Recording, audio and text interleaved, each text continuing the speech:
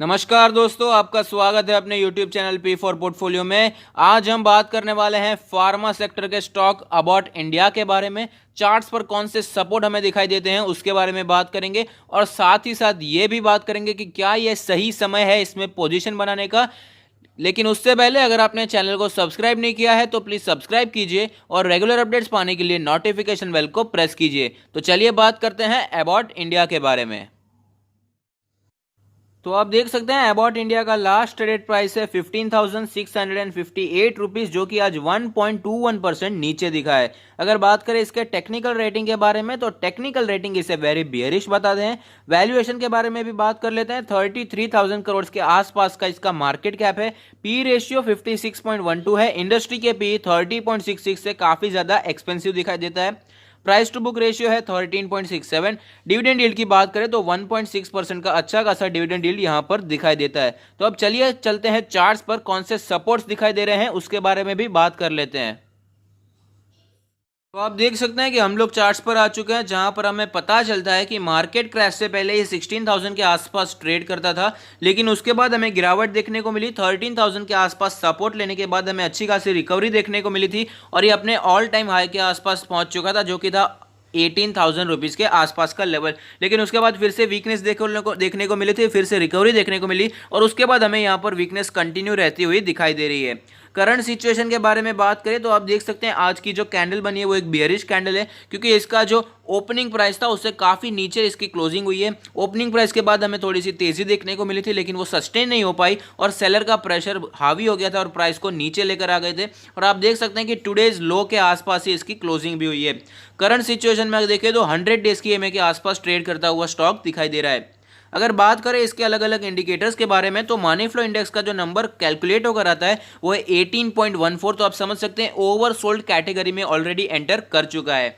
अगर बात करें आरएसआई के बारे में तो आरएसआई का जो नंबर कैलकुलेट होकर आता है वो है 34.59। आप देख सकते हैं आरएसआई में भी काफ़ी समय से यहाँ पर गिरावट हमें दिखाई दे रही है। अगर बात करें इसके एमएससीडी के बारे में तो एमएससीडी में भी हमें यहाँ पर बियरिश क्रॉसओवर ही दिखाई दे रहा है। आप देख सकते हैं काफ़ी समय पहले ही यहाँ पर हमें बियरिश क्रॉसओवर देखने को मिला था और उसके बाद अच्छी खासी गिरावट यहाँ बनती हुई दिखाई दे रही है और ये गिरावट अभी भी कंटिन्यू रहती हुई दिखाई देती है।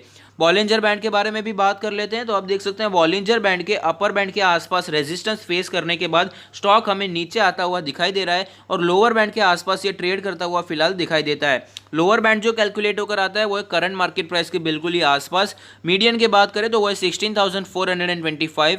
जो अपर बैंड है वो है 17,203 का लेवल। अब मैं आपको पिवट पॉइंट्स भी दिखाना चाहूँगा। तो आप देख सकते हैं पिवट लेवल जो कैलकुलेट होकर आता है वो है 17,209, जिसको इसने कब का तोड़ दिया है। अगर बात करें नीचे के सपोर्ट्स के बारे में तो अभी इसी लेवल के आसपास इसे सपोर्ट एक्सपेक्ट होना चाहिए, क्योंकि देख सकते हैं कि पिवट पॉइंट के आसपास का जो लेवल है वो 15,700 के आसपास का लेवल और करंट मार्केट प्राइस 15,645 का है। तो यहीं पर इसको पिवट सपोर्ट दिखता है। अगर उससे भी नीचे अगर हम बात करें, उससे नीचे कौन सा सपोर्ट है वो भी मैं आपको दिखाना चाहूँगा।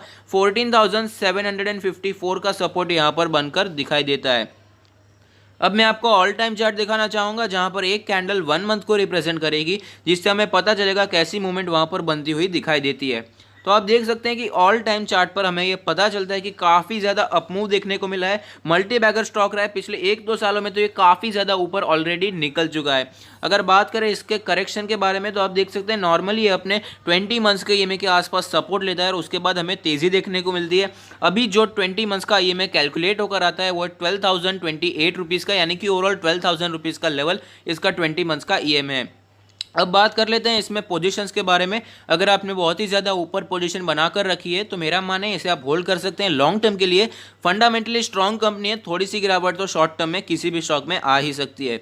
अगर बात करें इसमें आपने नीचे पोजीशन बनाई है तो मेरा मानना है इसे आप लॉन्ग टर्म के लिए भी होल्ड कर सकते हैं, लेकिन अगर आपने शॉर्ट टर्म के लिए लिया था तो ऑफकोर्स आप इसमें से शॉर्ट टर्म के लिए प्रॉफिट बुकिंग करके निकल सकते हैं। फ्रेश बाय की जब तक बात है तो मैं आपको एक चीज़ बताना चाहूँगा। तो आप देख सकते हैं मार्केट में जब बहुत ही ज़्यादा गिरावट चल रही थी, जब बहुत ही ज़्यादा सारे शेयर्स नीचे आ रहे थे, तभी इसने अपने 100 डेज के ईएमए के आसपास सपोर्ट लिया था, जो कि था 13,000 रुपीज़ का लेवल।